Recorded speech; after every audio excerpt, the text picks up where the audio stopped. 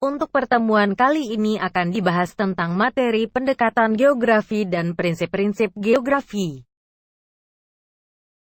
Pembahasan yang pertama, pendekatan geografi.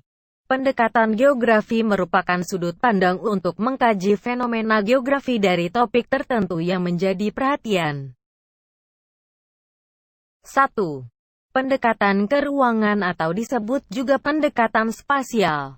Pendekatan ini digunakan untuk mengetahui persebaran dalam penggunaan ruang yang telah ada dan bagaimana penyediaan ruang akan dirancang.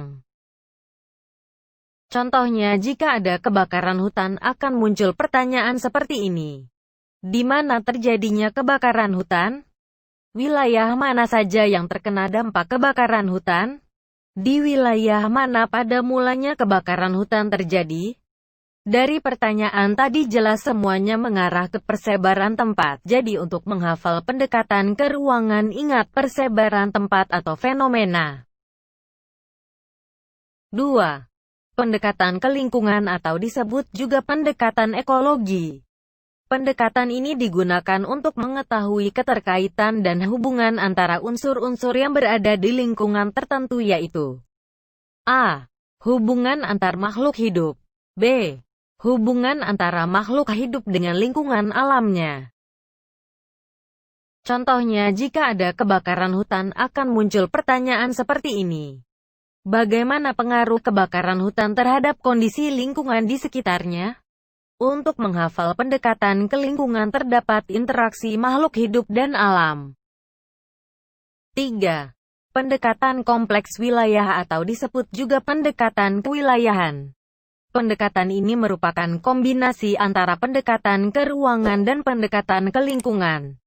Untuk menghafalnya, jika terdapat pendekatan ke ruangan dan pendekatan ke lingkungan, sudah pasti itu adalah pendekatan kompleks wilayah. Pembahasan selanjutnya tentang prinsip-prinsip geografi. 1. Prinsip persebaran. Apa itu prinsip persebaran? Pada prinsip ini memandang bahwa setiap objek, gejala atau fenomena di permukaan bumi itu tersebar tidak merata. Misalnya ada daerah yang subur dan ada daerah yang tidak subur. Jadi untuk mengingatnya, prinsip ini menekankan pada objek atau fenomena yang tersebar di muka bumi. Contohnya, persebaran kandungan minyak bumi dan gas di wilayah Indonesia tidaklah merata, lebih banyak terkonsentrasi di wilayah Indonesia bagian barat, sedangkan di wilayah Indonesia bagian timur lebih banyak mengandung bahan mineral. 2. Prinsip interelasi. Prinsip ini didasarkan pada hubungan antara satu gejala dengan gejala yang lain.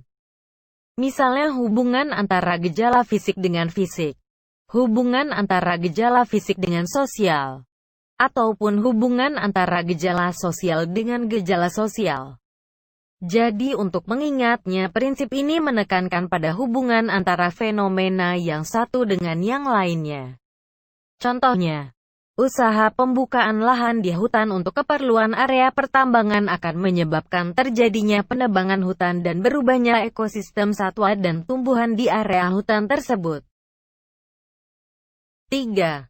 Prinsip deskripsi. Prinsip deskripsi adalah prinsip penggambaran suatu objek yang ada di permukaan bumi. Baik dalam bentuk kata-kata, peta, tabel, diagram, ataupun grafik.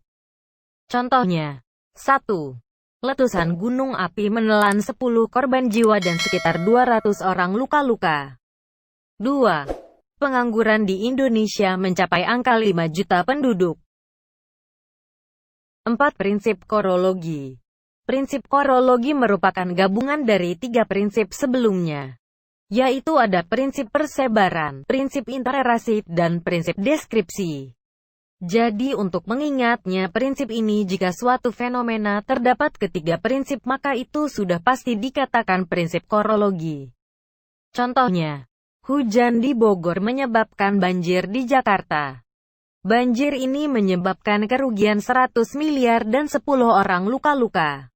Hal ini lumrah terjadi karena saat ini memang musim hujan. Tercatat bahwa awan hujan berada di atas kota Bogor, Malang, Palembang, dan Surabaya. Pada contoh tadi, kita dapat melihat prinsip intelerasi di awal, disusul oleh deskripsi, dan pada akhirnya dijelaskan distribusi hujannya.